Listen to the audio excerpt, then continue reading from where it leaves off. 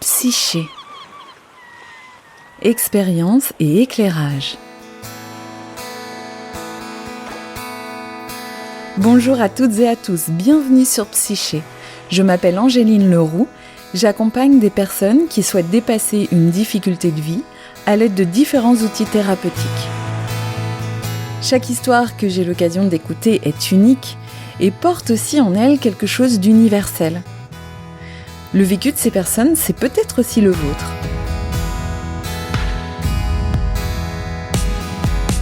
Psyché, un podcast qui propose à la fois des éclairages sur un thème de la vie intérieure et des récits relatant l'expérience d'une personne du point de départ à sa transformation.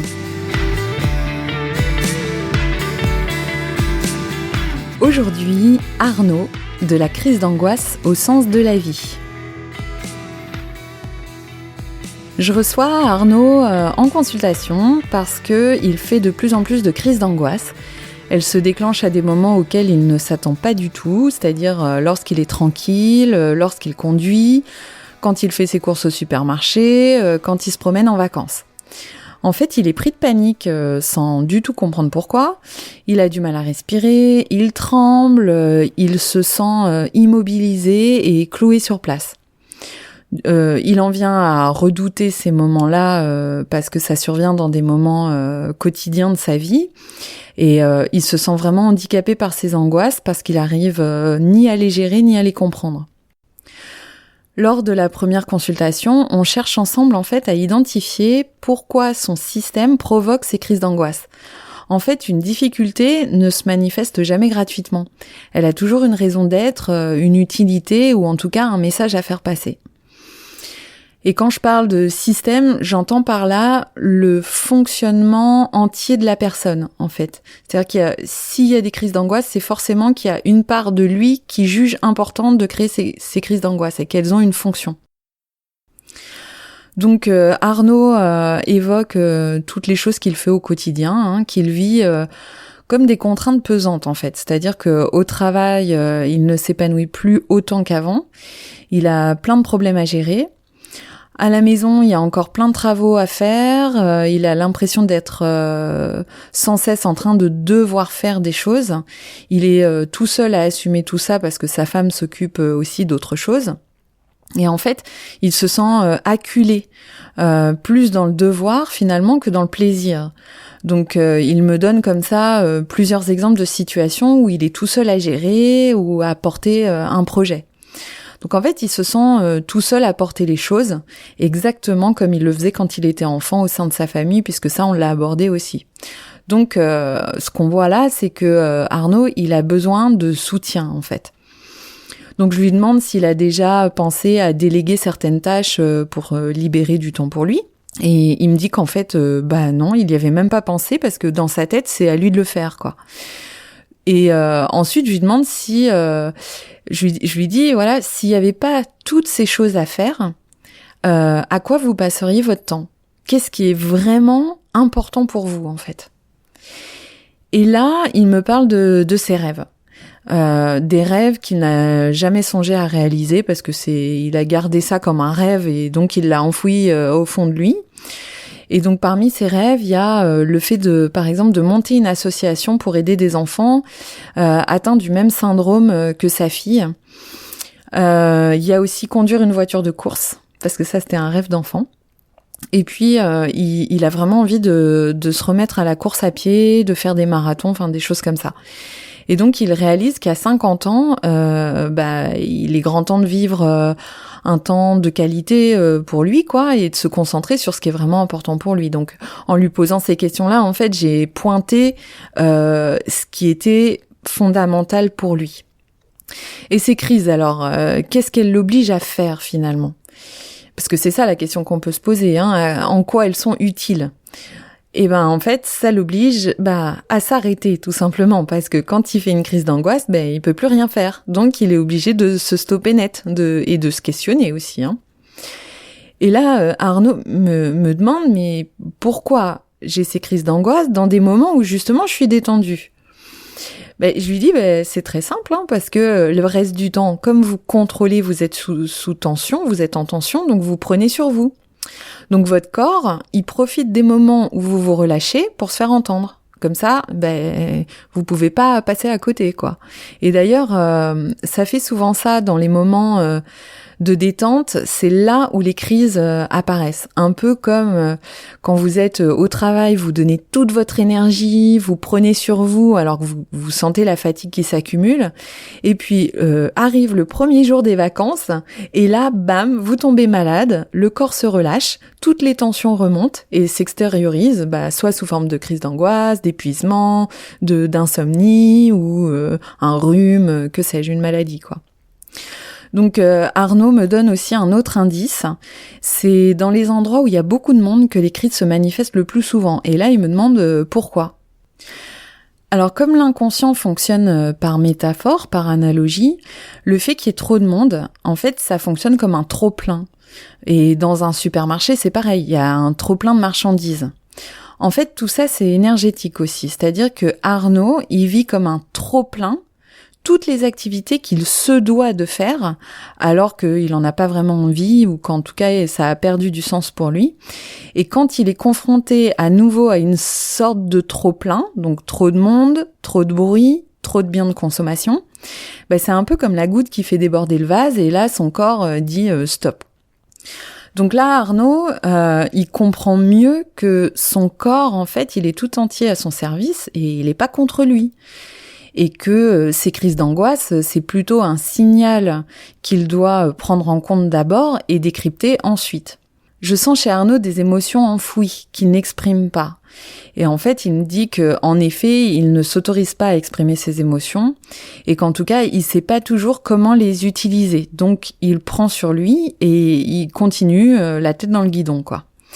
Sauf que là, tout son système, c'est-à-dire son corps, son esprit, arrive à saturation.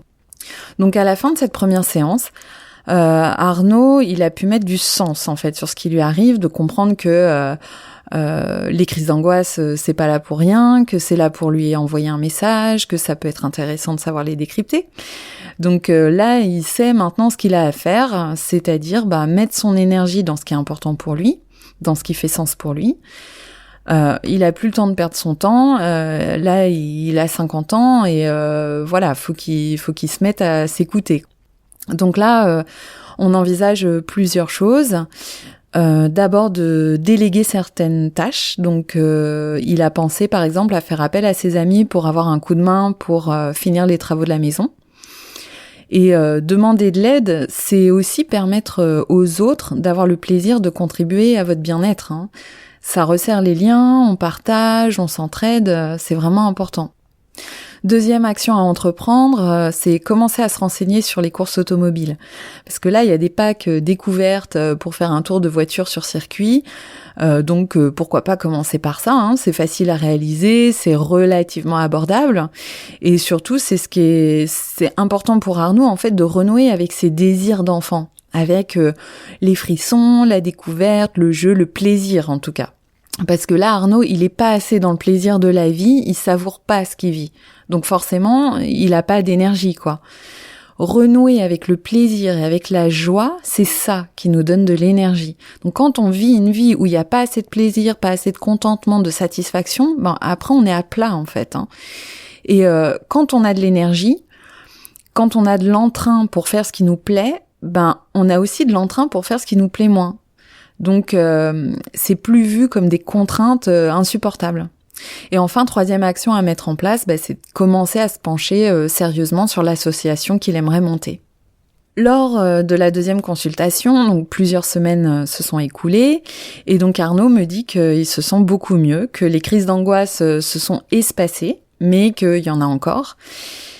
Donc, il me dit qu'il a demandé de l'aide à ses amis lors d'un week-end et donc qu'ils ont passé un super moment ensemble. Ils ont avancé les travaux dans la maison et ça s'est fini par une soirée barbecue à discuter, partager, rire. En tout cas, les liens avec ses amis se sont resserrés et il s'est vraiment senti entouré en fait. Et il me disait que ça faisait longtemps que ça n'était pas arrivé parce que comme il prenait tout sur ses épaules, il s'empêchait de vivre ça finalement. Le deuxième changement, c'est qu'il s'est remis à la course à pied tranquillement, 3 fois par semaine. Il dit que ça lui fait un bien fou et que plutôt que de se remettre dans les tâches diverses et variées à faire après la journée de travail, il prend un temps pour courir dans la campagne, il évacue le stress de la journée, du coup il rentre plus serein, il dort mieux aussi et il se sent beaucoup moins stressé la journée. Et puis il me dit aussi qu'il s'est inscrit à une sortie de course de voiture, qu'il est super content de renouer avec sa passion et que il se sent comme un gamin, quoi. Donc voilà, ça c'est très très bien. Et puis concernant l'association qu'il a envie de créer, il a commencé en fait à mettre son projet sur papier. Donc là l'idée suit son cours.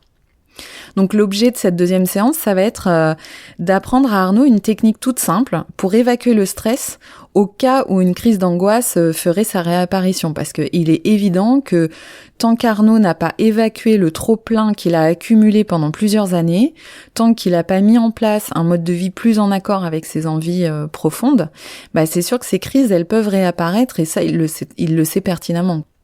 Donc le but avec cette technique, c'est qu'il n'ait pas besoin de faire appel à moi en cas de panique et qu'en gros, il ait un outil sous la main pour pouvoir gérer lui-même. Donc je lui apprends cette technique toute simple et il suffit de 1 quart d'heure, 20 minutes. Et là Arnaud, il m'a dit que ça le rassurait déjà de savoir qu'il avait cette technique-là sous la main et surtout, du coup, il se sent beaucoup plus confiant en fait pour la suite.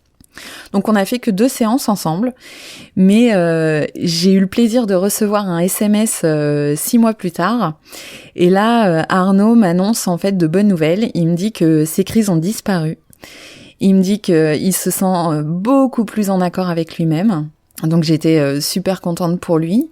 Et en fait, vous voyez, il avait simplement besoin en fait d'abandonner ce qu'il savait faire depuis des années, c'est-à-dire prendre sur lui, faire tout seul. Être dans le devoir plutôt que d'être dans le plaisir. Et en fait, il avait besoin de renouer, de prendre conscience de ce qui lui tenait vraiment à cœur. Et en fait, c'est à ça que ces crises d'angoisse l'ont amené. Donc voilà, il a retrouvé du sens à sa vie, il vit plus en accord avec ses valeurs, il se sent plus soutenu par son entourage et surtout, le plus important, il a retrouvé de l'énergie. J'espère que cette première expérience, le cas d'Arnaud avec ses crises d'angoisse, ça vous parle. Si vous aussi vous traversez ce genre d'expérience ou si ça fait écho, tout ce que je viens de vous raconter dans vos vies, eh bien vous pouvez me laisser un message, vous pouvez partager vos expériences. Soit sur Instagram, sur mon compte angelineleroux.thérapie avec un Y à la fin, soit sur la chaîne YouTube de Psyché, et puis peut-être sur la page Facebook de Psyché que je vais sans doute ouvrir d'ici peu. Je vous remercie beaucoup pour votre écoute et puis à très bientôt pour un prochain épisode.